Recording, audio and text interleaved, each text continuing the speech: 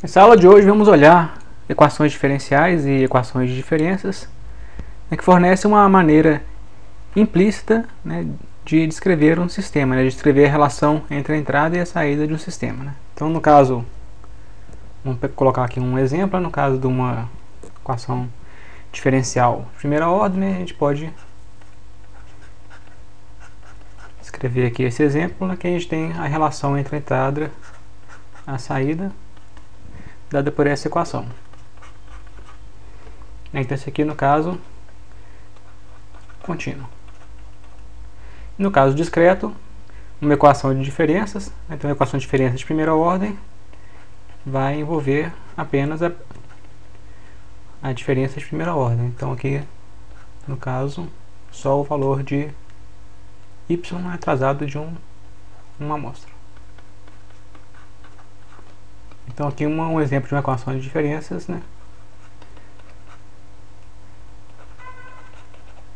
que descreve um sistema discreto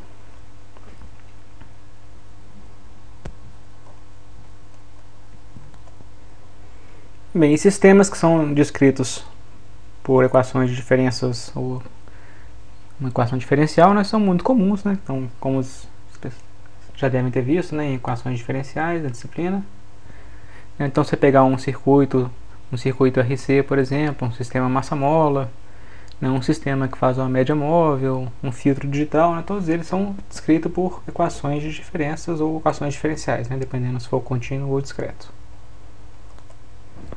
Então, quando a gente tem um sistema descrito por uma equação diferencial ou equação de diferença, a gente tem vai ter uma descrição, entre a entrada e saída, da relação entre a entrada e saída, ao invés de ter uma expressão explícita para a saída do sistema com a função da entrada. E para obter a expressão explícita, a gente deve resolver a equação diferencial ou a equação de diferenças, E para isso, para a gente obter a solução completa, a gente precisa de algumas condições auxiliares. Como vocês devem lembrar em equações diferenciais, que a gente usava aquelas condições de contorno. Então, e os casos aqui, o que a gente tem é uma descrição implícita entre a entrada e a saída do sistema. Bem, de forma geral, a gente pode escrever a equação diferencial, Aquele exemplo lá era um exemplo de primeira ordem, então um exemplo de ordem n vai ser um somatório de 0 até n de AKs, que são coeficientes constantes, multiplicados as derivadas de ordem k em relação à saída.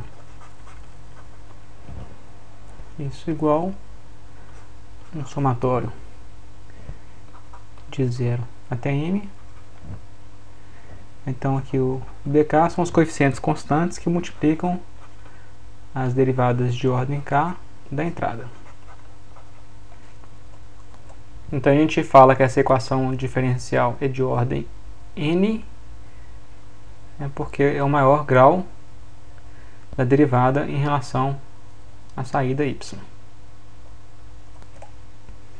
Bem, vocês devem lembrar de equações diferenciais que a solução para uma equação diferencial desse tipo pode ser escrita como uma combinação de uma solução homogênea mais uma solução particular, onde a solução homogênea é a solução da equação homogênea. E a equação homogênea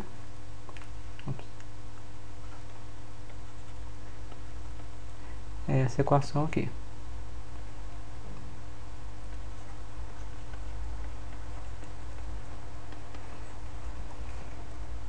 Então a equação é homogênea quando a gente faz a entrada igual a zero. Então essa aqui é a equação homogênea.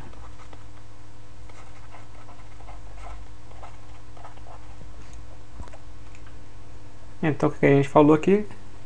Que se a gente tem uma solução particular, yp, que satisfaz essa equação diferencial, logo se a gente somar um yh, que é a solução da equação homogênea, então essa soma também vai satisfazer essa equação diferencial. Então, na verdade, a gente tem uma família de soluções.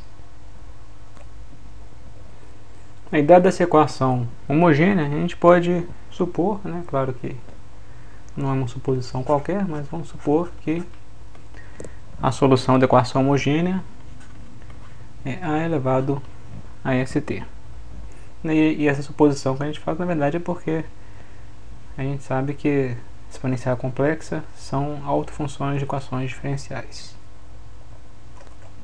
Então, substituindo esse y na equação diferencial de cima, o que eu vou ter é um somatório de k igual a zero Tn de AK A vezes SK elevado a ST. E o que a gente pode observar é que o A e o ST, né, são constantes. E a gente pode tirar ele para fora do somatório. Então, tirando para fora do somatório, né, fica AST somatório k igual a zero N AK SK igual a zero. Então, tira isso fora. Então, o que eu fico é esse somatório AKSK igual a zero. Então, aqui o que eu tenho, na verdade, é um polinômio, né? É um polinômio em S de grau N. Logo, esse polinômio em S tem N raízes. Então, eu tenho N raízes que vão ser dadas por SI, né? Com I igual a 1 até N. Então, para qualquer um desses SIs aqui, né, com I variante de 1 até N, eu tenho uma raiz, né, para essa equação homogênea.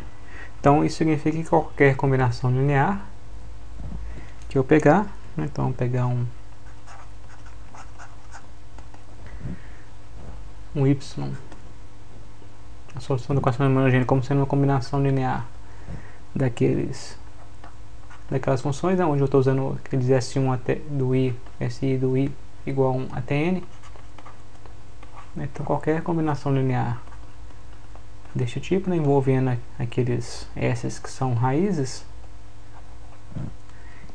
qualquer combinação linear desse tipo vai ser também, né, uma solução da equação homogênea.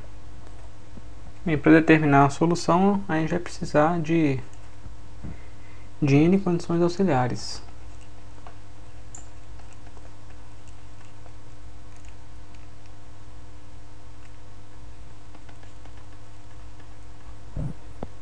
Como, por exemplo, a gente precisa conhecer o y e as suas derivadas até a ordem n-1.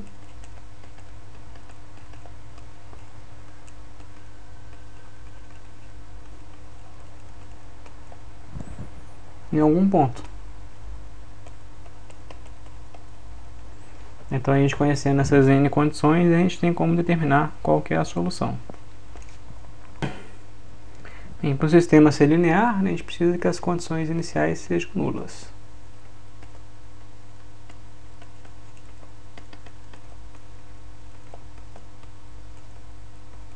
Porque quando a gente tem um sistema linear, se a entrada é zero, a saída é zero. Então, no sistema linear, a gente vai ter as condições auxiliares nulas. E se o sistema linear é causal, a gente vai supor então a condição de repouso inicial.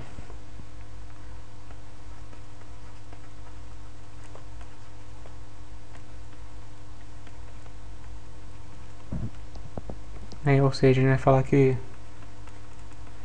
x de t é igual a zero para determinado t0, né? Então a saída, então se isso aqui ocorre, então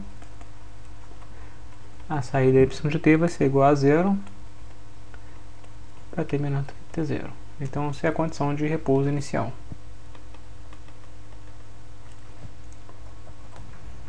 Vamos pegar aqui um exemplo.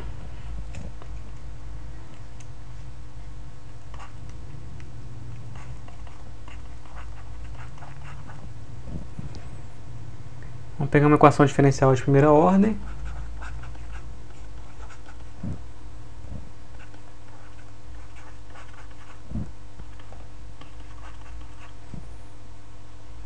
Então a equação homogênea é a mesma equação, só que em vez de x a gente coloca 0.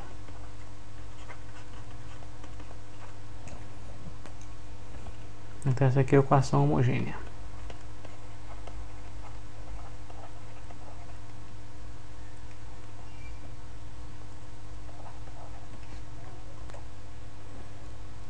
Então o nosso,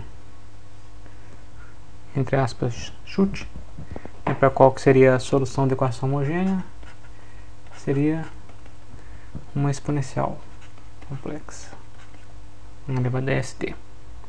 Aplicando isso na equação homogênea, que a gente vai ter, né? Então a derivada de a elevado a st vai ser as exponencial de st mais o a vezes a exponencial de st. Então o a exponencial de st pode ser colocado em evidência. Então o que a gente precisa achar é s mais a igual a 0. Ou seja, S é igual a menos A. Então, a nossa equação homogênea fica sendo a solução da equação homogênea exponencial de menos AT. Bem, então agora vamos para a solução particular, né? A solução particular ela vai ser apropriada após a solução homogênea se extinguir, né? Então, após ela ir para 0. Então a gente deve avaliar a equação diferencial quando t vai para o infinito. Então a gente vai olhar essa equação diferencial aqui quando t vai para o infinito. Então, substituindo, vamos supor então que a gente tem um sinal de entrada, que a gente quer achar a solução particular para esse sinal de entrada. Vamos supor que o x de t seja k de t, uma constante. Então aplicando, colocando na equação diferencial que a gente tinha lá em cima, né, fica essa equação aqui, né, mais a y de t igual a k de t. Então a gente tem que olhar para essa equação quando t vai para o infinito. Então quando t vai para o infinito, essa parcela é constante, né, constante igual a k, a parcela do lado direito. E a parcela do outro lado, quando o t vai para o infinito, a gente tem que observar que isso vai ter que ser constante também, já que o lado direito é constante, o lado esquerdo tem que ser uma constante. Então, para isso ser constante, vai ter que ser se o y for constante, a derivada for 0, né? Então, se o y de t for constante, a derivada do y de t é 0, né? E então o lado esquerdo da equação fica sendo constante. Então a gente pode verificar aqui em particular aqui a solução particular sendo constante, né? Então vou colocar essa aqui constante. A gente pode verificar que substituindo na equação diferencial, substituindo essa solução dá constante. Então a derivada disso é 0, né? Então a derivada do y é 0 mais o y, né, que vai ser constante, vai ser igual ao x, né? Isso aqui para ter maior que 0, né?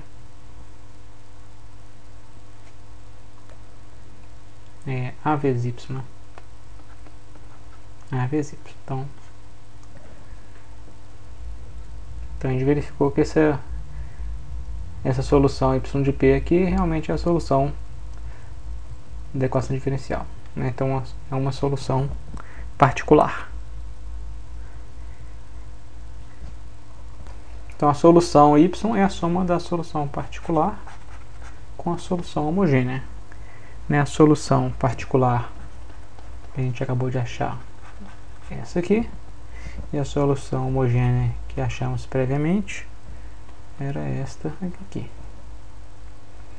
Então a resposta, né, a solução y para a equação diferencial que a gente encontrou é essa soma aí, da solução particular com a solução homogênea. E se a gente coloca condições de repouso inicial,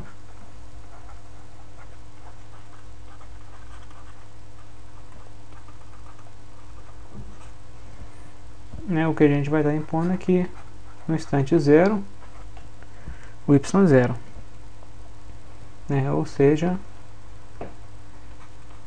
k vezes a mais a tem que ser igual a zero. Então aqui a gente determina no a. Então o a é igual a menos k sobre a. E aí, substituindo naquela equação, então a solução nessa equação diferencial fica sendo k sobre a 1 menos exponencial de menos at de t. Então essa aqui é uma solução. Então o que a gente acabou de achar é a solução para aquele sistema regido pela equação diferencial, né, dy dt mais a y de t igual a x, né? A gente acabou de achar essa solução para quando a entrada do sistema for k vezes um impulso. Então, se a entrada do sistema k vezes um impulso, não, k vezes um integral, né, a gente achou a solução para isso aqui, né? Para k vezes um integral, fica sendo essa solução que a gente achou aqui em cima. Se a entrada do sistema for um integral, ou seja, eu colocar o k igual a 1, né, então isso aqui fica sendo 1 sobre a 1 menos a elevado a t u de t. E agora vamos pensar no seguinte: se a gente tem um integral e entra no sistema que faz a derivada, então a gente sabe que a derivada do integral é um impulso, né? E depois passa por esse sistema H que a gente falou dele aqui antes. Então a saída, quando a gente coloca o impulso, é a resposta ao impulso, H de t. E a gente sabe que sistemas lineares, né, que eles vão fazer aqui a convolução e a comutativa, a gente pode trocar a ordem, então a gente pode colocar o sistema H primeiro e a derivada depois.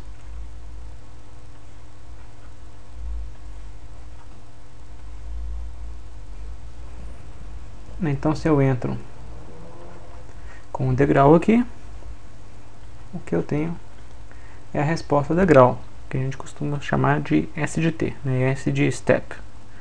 Então resposta degrau. E obviamente o que eu tenho que achar aqui é o H de t, né? Porque se eu trocar a ordem dos dois sistemas não faz diferença, né? Então o que tem que sair aqui tem que ser também o H de t, resposta ao impulso. Então a derivada da resposta ao degrau é a resposta ao impulso. Então se eu tenho para aquele sistema específico que a gente falou ali antes, que a resposta do degrau era 1 sobre a 1 menos exponencial de menos at u de t, para encontrar quem que é a resposta ao impulso, basta tomar a derivada da resposta do degrau. Então a derivada, então fica a derivada, fica primeiro a derivada de uma parte, né, t de dt de 1 sobre a menos exponencial de menos at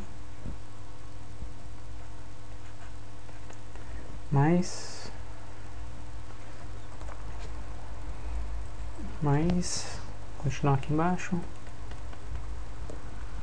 1 sobre a exponencial 1 menos exponencial de menos at vezes o d de dt do de t.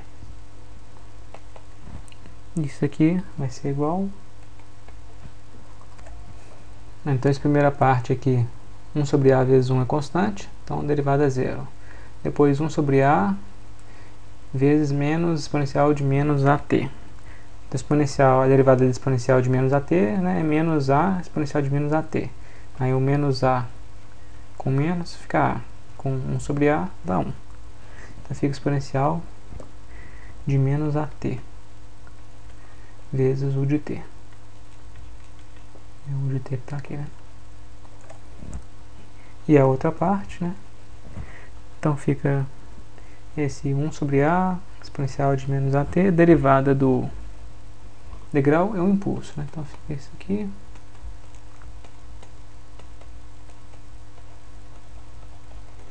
Vezes o impulso. Agora o impulso ele é diferente de zero apenas em t igual a zero.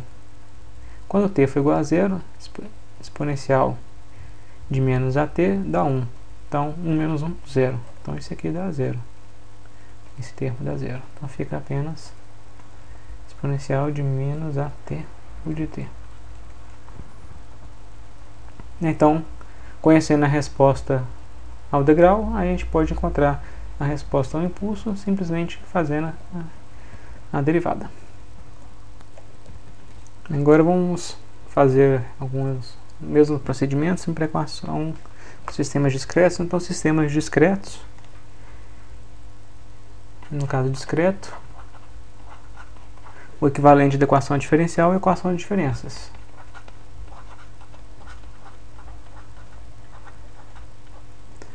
Então a equação de diferenças é dado pelas diferenças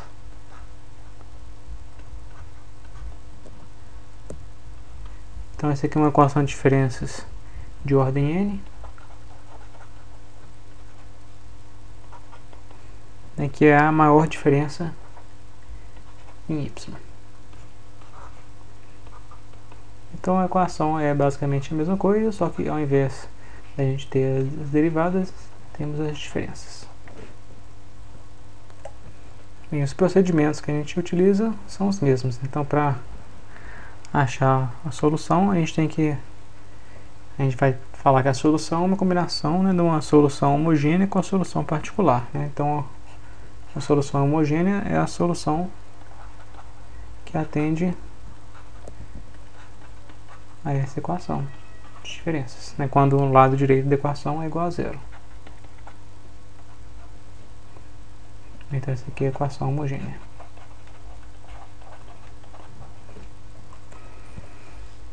Então se a gente tem uma solução particular YP que satisfaz a equação de diferenças, né, então a equação YP mais uma solução da equação homogênea também vai satisfazer aquela mesma equação de diferenças aqui de cima. Então, olhando para o caso da equação de diferenças, da mesma forma que a gente tinha no caso contínuo, que a gente fazia a imposição de uma solução na forma de exponencial complexa, aqui também a solução vai ser também uma exponencial. Então a solução da equação homogênea vamos colocar como sendo dessa forma, a z a n, substituindo na equação homogênea, então vai ficar o somatório de k igual a zero até n de ak a z a n z menos k. Então logo o a z a n é constante, posso tirar para fora do somatório, né? Então eu tenho que, na verdade, encontrar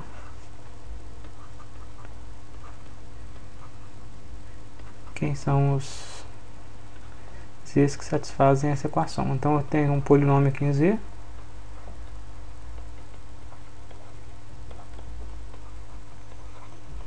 um polinômio de grau n.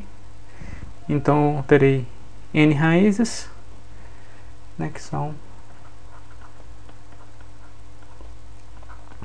z1, z2 até Zn. Então, se eu tenho n raízes, qualquer combinação linear dessas raízes também é uma solução para equação homogênea.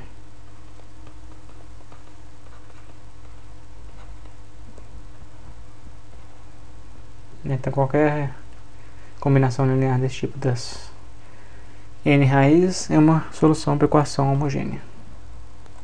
Então, os coeficientes da casa eles são determinados, né, com a imposição das condições, das restrições, né, que são as condições de contorno.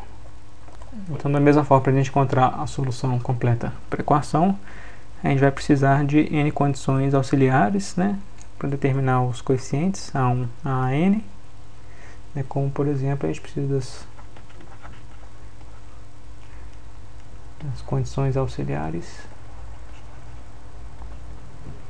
Por exemplo, conhecer o valor do y e algumas de suas diferenças em relação a um determinado ponto.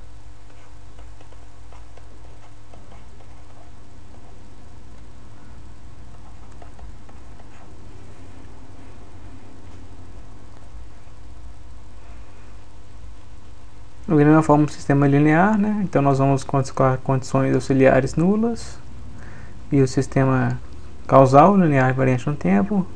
A gente pode aplicar a condição de repouso inicial, né? Então, se o x é igual a zero,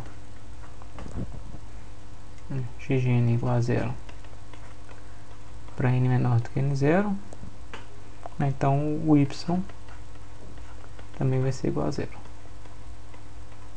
para n menor que n0. Mas uma diferença interessante que a gente tem no caso das equações de diferenças com relação a equações diferenciais, que assumindo a causalidade, a gente pode pegar a equação de diferenças, né, que era aquele somatório de AK yn menos k, somatório de BK xn menos k, e a gente pode pegar o y e isolar de um lado da equação. Então, isolando ele, fica essa equação aqui.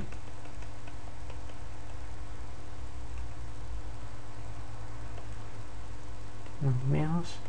Então, o restante do somatório que eu passei por lá de cá, né? Então, o somatório vai começar de 1, vai até n.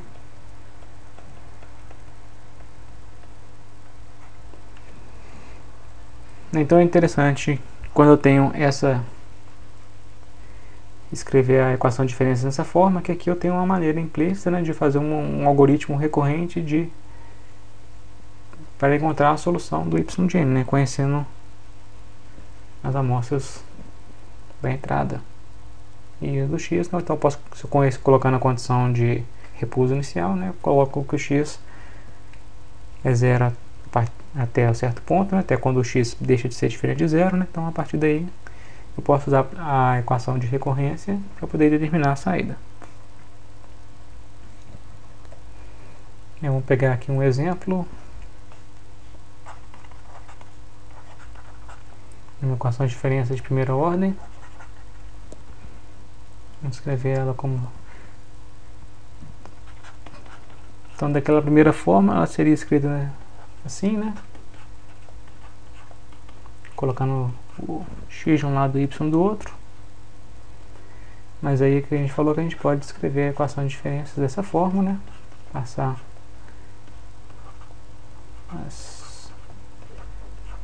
deixar só o x de n no lado esquerdo, e aí eu tenho uma forma recorrente de como achar a saída conhecendo um x. Então, vamos supor que meu x seja um impulso.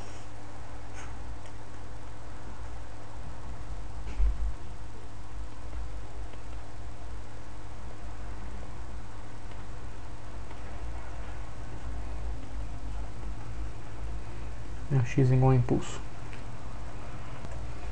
Então, se eu suponho que eu tenho a condição de repouso inicial, né, então o y, a saída y, vai ser igual a zero, né, para n menor do que 0. E a partir daí eu posso calcular usando a equação de recorrência. Então a saída y no instante n igual a 0 vai ser o x no instante n igual a 0, que vale 1, menos o a vezes 0, que y no menos 1 é 0. Então dá 1. Então, pois y no instante 1 é o x no instante 1, que é 0, menos a vezes o y anterior. Então fica a vezes 1. Então fica a. Y no instante 2 é o x no instante 2, que é 0, menos a vezes o y no instante 1, né, que é a. Fica. Esse aqui é menos, né?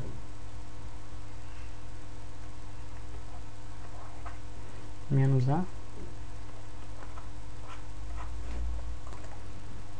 E aqui fica a ao quadrado. Aí assim por diante. E esse tipo de equações de diferenças a gente pode representar na forma de um diagrama de blocos, né? Então, que a gente tinha repetindo aqui a equação.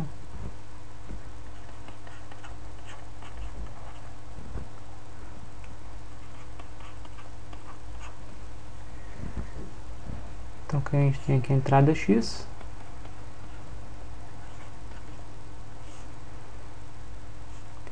vou ter aqui a saída y. Então a saída y é a soma do x, então x vou estar somando com alguma coisa que está vindo aqui. Com o que eu vou estar somando? Com o y, que é a própria saída atrasada, então vou usar um bloco de atraso, né, de D de delay, né, atraso. Então a saída aqui desse bloco é y de n menos 1, um atraso de 1 instante de tempo. Aqui é uma memória, guarda o valor passado. E esse valor aqui eu multiplico por uma constante a. Né, somo o x com a vezes o valor passado de y e me dá o y. Então eu tenho aqui uma representação, um diagrama de bloco para esse sistema. Então, de forma geral, qualquer sistema descrito por uma equação de diferenças, a gente pode descrever como desenhar um diagrama de bloco desse tipo, né? Então a gente vai ter a entrada x, vai estar multiplicado por um coeficiente B0,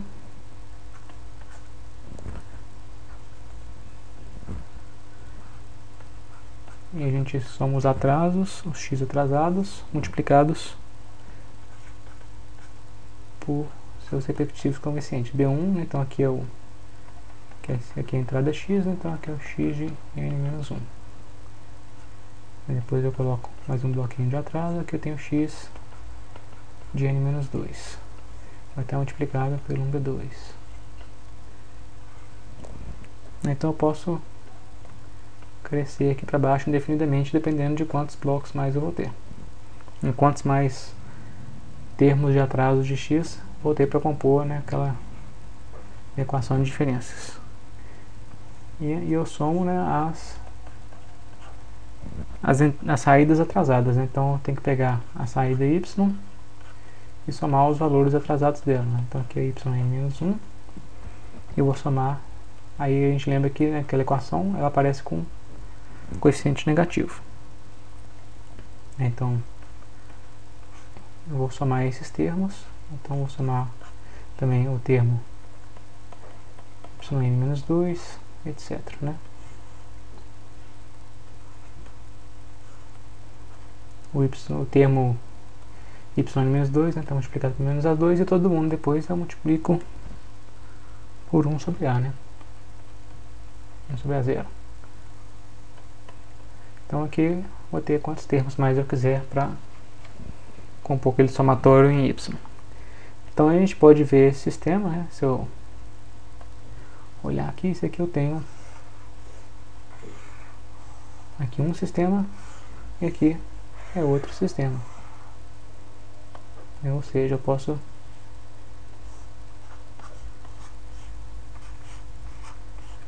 representar simplesmente assim. Então um sistema e depois o outro sistema. É como se fosse um H1 e aqui é um H2. E a gente já viu pelas propriedades que a gente pode trocar a ordem. E quando a gente troca a ordem, então eu vou trocar esse bloquinho todo que está aqui com esse todo que está aqui.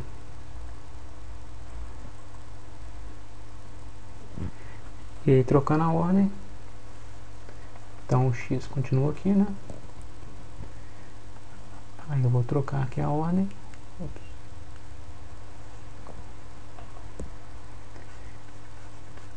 Então que eu vou ter o seguinte, né? Eu vou ter um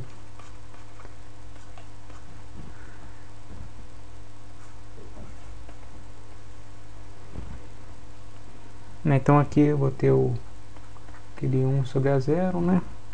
Aqui eu vou ter o menos A1.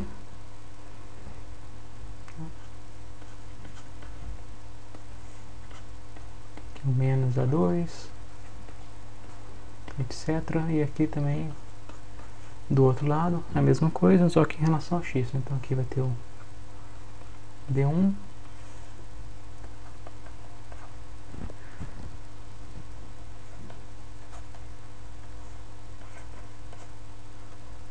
Aqui o B2. Vai somar esses aqui tudo. Aqui o B0. E aqui para baixo reticências, né? Então, na hora que eu vejo isso aqui, o sinal que está aqui nesse ponto, né, é o mesmo que está aqui. Então eu posso substituir isso aqui por um bloquinho apenas de atraso, né? Então eu posso colocar um bloquinho aqui de atraso, fazer isso aqui, né? E aqui é a mesma coisa.